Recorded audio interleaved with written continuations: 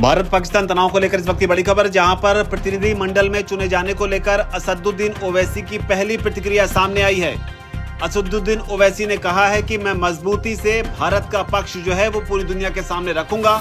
बड़ा बयान ओवैसी ने दिया है। ओवैसी को प्रधानमंत्री मोदी ने उस टीम में शामिल किया है। मोदी ने ओवैसी को वो जिम्मेदारी दी है जहां पर ओवैसी विदेश में जाकर अब पाकिस्तान के पोल खोलेंगे और भारत का पक्ष आतंकवाद को लेकर रखेंगे।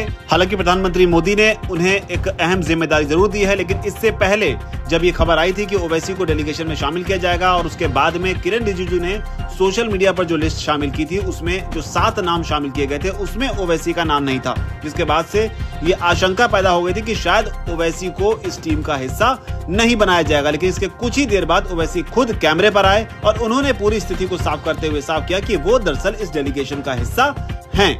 यही नहीं, ओवैसी यही नहीं रुके, उन्होंने इस दौरान जो है तुर्की को भी एक कड़ा संदेश दिया। उन्होंने तुर्की को ये याद दिलाया कि भारत जो है वो 220 मिलियन ऑनरेबल मुस्लिम्स का गढ़ है और पाकिस्तान जो एक मुस्लिम देश होने का दावा करता है वो पूरी तरीके से बोगस और मिसलीडिंग है। ओवैसी ने यह भी कहा कि भारत में पाकिस्तान से ज्यादा मुसलमान हैं और पाकिस्तान जो इस्लामिक होने का दम भरता है उसका दरअसल इस्लाम से कोई लेने देना है ही नहीं। और इसे ही लेकर ओवैसी ने बयान दिया है कि मैं जिम्मेदारी निभाने की पूरी कोशिश करूंगा। तो ये ओवैसी का बड़ा बयान। साथ ही उन्होंने ये भी कहा है कि मैं यहाँ पर अपने देश का प्रतिनिधित्व करूंगा। तो आपको बता दें, ओवैसी भारत में मुसलमानों के नेता हैं, मुस्लिम समाज का प्रतिनिधित्व करते हैं, लेकिन जिस तरीके से पाकिस्तान के खिलाफ आतंकवादी घटना के बाद उन्होंने जिस तरीके से रिएक्शन दिया, खासतौर पर पहलगाम में जिस तरीके से हिंदुओं को निशाना बनाया गया, उसके बाद ओवैसी ने जिस तरीके से पाकिस्तान के खिलाफ मोर्चा संभाला है, उसे लेकर उन्हें प्रधानमंत्री मोदी ने अहम जिम्मेदारी दी है और उस डेलीगेशन का हिस्सा बनाया है जिसका काम होगा पाकिस्तान की विदेशों में पोल खोलना। और इसे ही लेकर ओवैसी का रिएक्शन जो है वो सामने आया है। आपको बता दें ओवैसी ने क्या कुछ कहा है।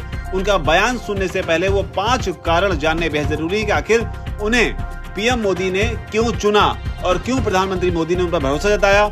उसके लिए जो बयान उनके आए हैं उसमें जो पहला बड़ा कारण ये है कि ओवैसी का पाकिस्तान के प्रति जो पहले रुख हुआ करता था उसमें वो बात करने की वकालत किया करते थे, लेकिन पहलगाम में हुए आतंकी हमले के बाद उन्होंने पाकिस्तान को हर मोर्चे पर घेरा है, पाकिस्तान को बेशर्म और असफल देश बताया और इस वजह से भी माना जा रहा है कि उन्हें डेलीगेशन में शामिल किया गया है। इसके अलावा दूसरी जो बड़ी बात है वो बताया जा रहा है कि भारत में चूंकि वो मुसलमानों का प्रतिनिधित्व करते हैं, इसलिए उनको अगर डेलीगेशन में शामिल किया जाता है तो ये एक संदेश होगा दुनिया के बाकी देशों को कि भारत में आतंकवाद के खिलाफ इस लड़ाई में सभी समुदाय के लोग जो हैं वो एकजुट हैं। इसके अलावा बताया भी जा रहा है कि पाकिस्तान के खिलाफ जिस तरीके से सख्त रुख ओवैसी ने अपनाया है वो भी एक वजह है कि प्रधानमंत्री मोदी ने उन पर भरोसा जताया है। इसके अलावा ओवैसी एक कुशल वक्ता माने जाते हैं और बताया जा रहा है कि उनकी जो मुखर आवाज है उसका फायदा अंतर्राष्ट्रीय मंच पर भारत को मिल सकता है। और जो 5वीं बड़ी वजह मानी जा रही वो ये है कि प्रधानमंत्री मोदी विपक्षी एकता का एक संदेश जो है पूरी दुनिया में दिया जाता है और इसी को लेकर ओवैसी को इस टीम में शामिल किया गया है। हालांकि ओवैसी ने क्या कुछ कहा है वो आप खुद उनके मुंह से सुनिए कि किस तरीके से वो कह रहे हैं कि अब वो जिम्मेदारी निभाने के लिए अंतर्राष्ट्रीय मंच पर पूरी तरह से तैयार है। क्या कुछ कहा है ओवैसी ने, आप भी सुनिए। बार बार हमारे मुल्क में आतंकवाद बोलिए, दहशतगर्दी को यहाँ पर प्रमोट करता है, सरपरस्ती करता है, तो ये उनको इन तमाम एक इम्पॉर्टेंट काम है और इंशाल्लाह मैं तो पूरी कोशिश करूंगा इस जिम्मेदारी को अच्छी तरह निभाने की। We must constantly remind Turkey that there are 220 million Muslims, honorable Muslims living in India.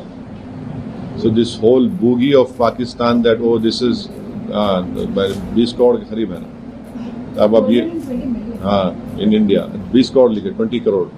So this boogie of Pakistan is a Muslim country. There are more Muslims in India than in Pakistan.